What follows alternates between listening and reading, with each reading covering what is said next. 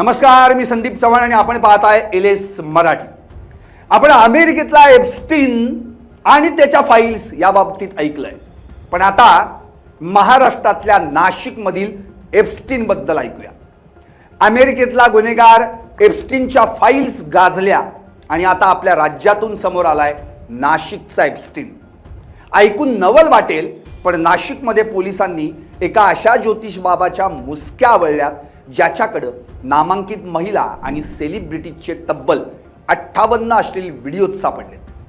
त्याच्यावर अनेक महिलांच्या शारीरिक शोषणाचे आरोप आणि बलात्काराचा गुन्हाही दाखल आहे। पण याहून धक्कादायक बातमी पुढे आहे। या बलात्कारी बाबाला खतपाणी घालणारे आपल्याच राज्यातले अनेक सोकॉल्ड मान्यवर नेते आहेत। महिलांवरचे अत्याचार रोखण्यासाठी महिला आयोग नेमलाय, पण त्याच आयोगाच्या अध्यक्षा रुपाली चाकणकर या बाबाचे पाय धुत आहेत। तर तिकडे एकनाथ शिंदे मुख्यमंत्री असताना या बाबाच्या मंदिरात जाऊन देखील आलेत। काय आहे हा सगळा प्रकार? या अश्लील बाबाचं काय असं गोड बंगाल आहे की मोठमोठे लोक त्याच्या आहारी गेलेत? पाहुयात या व्हिडिओमधून। नमस्कार, मी संदीप चव्हाण आणि आपण पाहताय एलएस मराठी।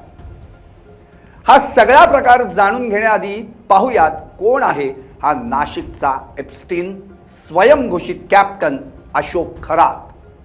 अंधश्रद्धेच्या आड काळं कारस्थान करणाऱ्या अशोक खरात याच्या प्रकरणात नवनवे धक्कादायक खुलासे बाहेर येणार आहेत। दैवी शक्तीचा बनाव करून कॅप्टनच्या नावाखाली विकृत कृत्य करणारा हा खरात स्वतःला कॉस्मोलॉजी तज्ञ आणि भविष्यवेत्ता म्हणवणारा नाशिकचा ज्योतिषी अशोक खरात हा एक चुटकीसरशी भविष्य सांगण्यासाठी प्रसिद्ध आहे। राज्यातल्या अनेक प्रभावशाली चेहऱ्यांमध्ये त्याची दहशत असल्याचं समजतं। कॅप्टन खरातचे मोठमोठ्या राजकारण्यांशी संबंध आहेत। तो त्यांचे भविष्य सांगण्यामध्ये खूप प्रसिद्ध होता।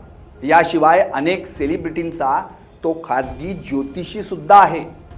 या बलात्कारी बाबा खरात याचा दावा आहे की तो मर्चंट नेव्हीत निवृत्त अधिकारी आहे आणि 22 वर्षे त्यानं अनेक देशांची सफर केली आहे। नेव्हीच्या नोकरीतून निवृत्त झाल्यानंतर त्यानं ब्रह्मांडाच्या उत्पत्ती आणि रचनेचा अभ्यास केल्याचा तो दावा करतो।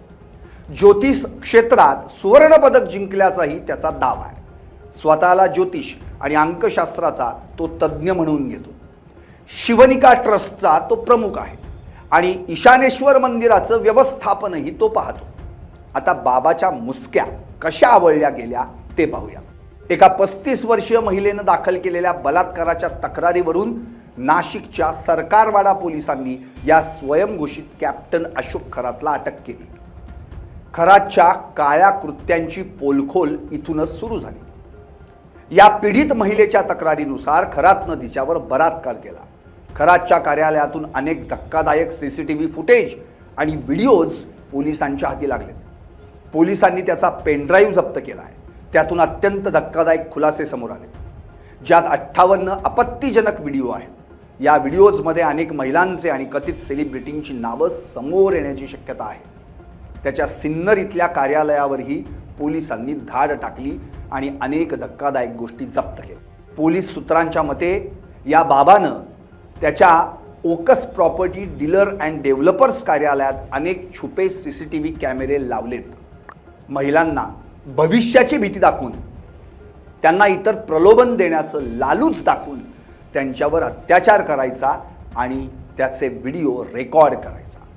आता नाशिक क्राईम ब्रांच तपास करतंय की या 58 व्हिडिओजमध्ये कोणत्या नामांकित महिला आणि सेलिब्रिटीज आहेत। हे व्हिडिओ पोलिसांच्या हाती लागल्यानं अनेक मोठ्या मान्यवरांची झोप उडाली आहे। सगळ्यात मोठं नामांकित नाव समोर आलंय आणि ते म्हणजे महिला आयोगाच्या अध्यक्षा रुपाली चाकणकर यांचं। चाकणकरबाई या बलात्कारी बाबाच्या इतक्या आहारी गेल्याचं दिसून येतंय की या बाबाचे ते चक्क पाय धुवत होत्या। या बाबाचे इतके अश्लील व्हिडिओ समोर आलेत की ते आपण पाहूही शकत नाही आणि अशा माणसाचे पाय धुणे, त्याच्या ट्रस्टमध्ये सदस्य असणे हे चाकणकरांना शोभतं का? सध्या अशोक खरातला 24 तारखेपर्यंत पोलीस कोठडी देण्यात आली आहे। अनेक राजकीय नेत्यांसह सेलिब्रिटीजचे धाबे आता दणाणलेत। आता या प्रकरणात आणखी कोणती मोठी नावं समोर येत आहेत हे पाहणं औत्सुक्याचं ठरणार आहे. पाहत रहा LS मराठी.